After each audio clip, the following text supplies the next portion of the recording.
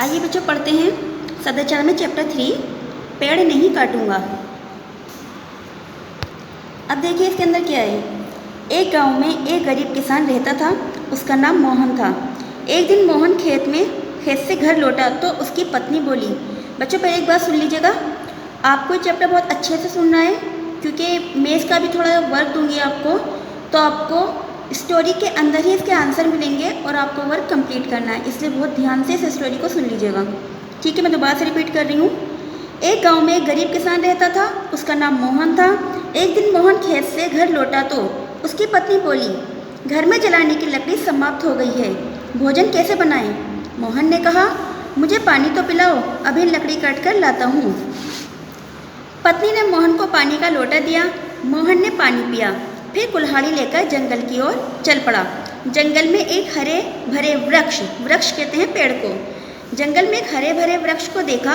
मोहन ने उसे काटने का विचार किया। अपनी कुल्हाड़ी उठाई और पेड़ की एक बड़ी डाल काट डाली। डाल काट कर वह बहुत खुश हुआ। मन ही मन सोचा कि इतनी बड़ी डाल है कि इससे बहुत दिनों तक घर में खाना बन सकेगा।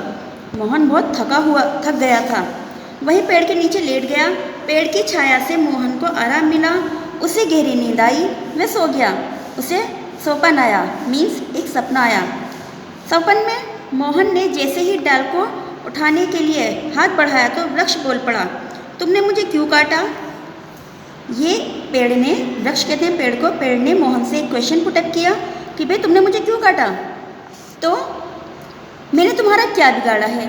तुम लोग जो इतना प्रदूषण फैलाते हो, प्रदूषण मीन्स पॉल्यूशन, मैं तो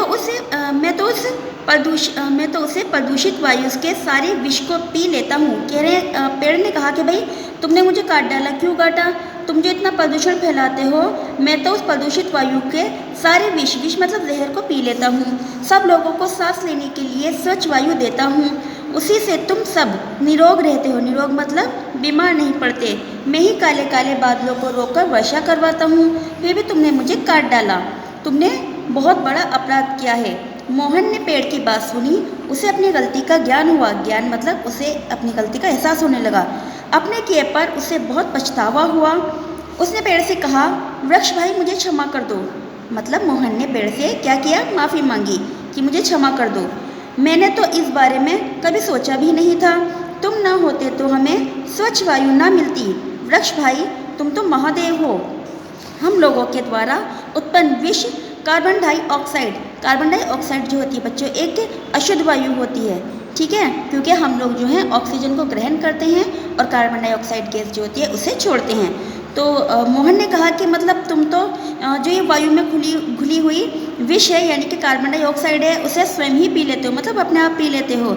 बदले में हमें अमृत की तरह प्राण वायु देते हो, मतलब हमें स्वच्छ वायु देते हो।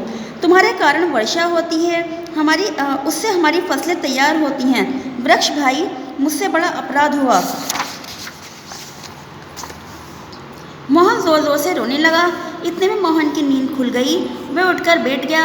सपन में वृक्ष की कही बातों को याद करके वह व्याकुल हो गया। व्याकुल मतलब बेचैन हो गया। मोहन उठकर वृक्ष के पास गया, अपना मस्तक मतलब उसने अपने सिर पेड़ की जड़ में लगाकर प्रणाम किया।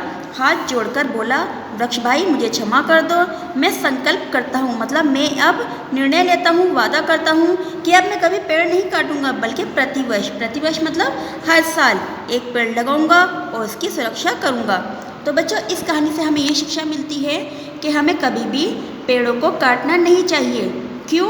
क्योंकि हम लोग जो कार्बन डाइऑक्साइड गैस छोड़ते हैं यानी कि अशुद्ध वायु जो है वो छोड़ते हैं और ऑक्सीजन को ग्रहण करते हैं, पर वो ऑक्सीजन हमें कौन देता है? ये वृक्ष देते हैं। तो हमें एक वृक्ष प्रतिवर्ष लगाना चाहिए और हमें पेड़ पौधों की रक्षा करनी चाहिए, जिससे हमारा वातावरण प्रदूषित ना हो पाए। ठीक है, तो आपने ये स्टोरी सुनी और सुनने के बाद अब मैं आपको थोड़ा इसका वर्क दूंगी, आपको वर्क कंप्लीट करना है। ठीक है बच्चों।